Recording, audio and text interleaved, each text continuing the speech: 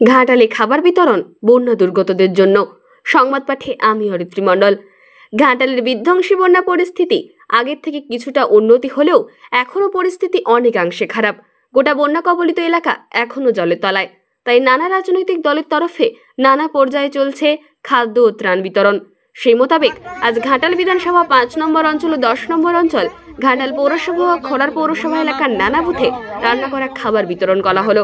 মূলত গত কয়েকদিন আগে বিজেপির কেন্দ্রীয় প্রতিমন্ত্রী সুকান্ত মজুমদার পরিদর্শনে এসেছিলেন ঘাটাল এলাকায়।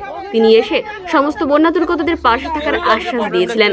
সেই মতোই আজ তারই নির্দেশে ঘাটালের নানা এলাকায় বিজেপি বিধায়ক শীতল কপাট সমস্ত কর্মীদের সাথে নিয়ে রান্না করা খাদ্য বিতরণ করেন। মূলত বাড়িতে বাড়িতে গিয়ে এই খাদ্য বিতরণ করা হয় এবং তাদের পাশে থাকার আশ্বাস দেওয়া হয়েছে বিজেপি কর্মীদের পক্ষ থেকে। না কি পাইছি আমরা, যা দিয়েছে যে যা কিছু টুকটাক দিয়েছে খাওয়া দাওয়া এখানে দিয়েছে। খাবারটা পেয়েছে বিজেপি থেকে খাবার।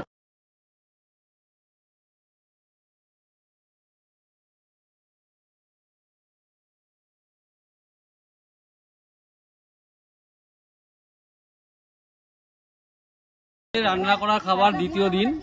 আমাদের বিরোধী দলনেতা কথা দিয়েছিলেন যে 3 দিন আমরা ঘাটালে রান্না করা খাবার পাঠাবো। আজকে দ্বিতীয় দিন পাঠিয়েছে। এরপরে তৃতীয় দিন রান্না করা খাবার পাঠাবেন। তো আমরা এখন এই মুহূর্তে 10 নম্বর অঞ্চলের রতিপুর গ্রামে পৌঁছেছি। এখানে পানীয় জল থেকে শুরু করে খাবার থেকে শুরু করে এবং থাকার খুবই অসুবিধা। সাধারণ মানুষের পাশে শাসক দলের পক্ষ থেকে না প্রধান, না পঞ্চায়েত, না জেলা পরিষদ, না এমপি কেউ এসে দাঁড়ায়নি। এলাকার মানুষের কাছে যখন যখন নির্বাচন আসে ভোট চাই, ভোট নিয়ে যায়, কিন্তু এখন সাধারণ মানুষের পাশে নেই। তো সেই জায়গায় মানুষ খুব কষ্টে আছে, যন্ত্রণায় আছে। আমরা আমাদের বিরোধী দলনেতার সহযোগিতায় এবং আমরা নিজেদের উদ্যোগে আমরা চাইছি এলাকার প্রতিটি মানুষের কাছে, যারা বানবাসী, যারা বাড়ি থেকে ঘর ছাড়া হয়ে অনুরক্ত রয়েছে বন্যার জন্য, তাদের পাশে থাকার জন্য আমরা চেষ্টা করছি। তো সেই জায়গায় আমরা সন্ধ্যে হলেই আমরা দেখি এসডিও অফিসে লরি লরি তিরপল, চাল, আরো অনেক কিছু চিড়ে আসে।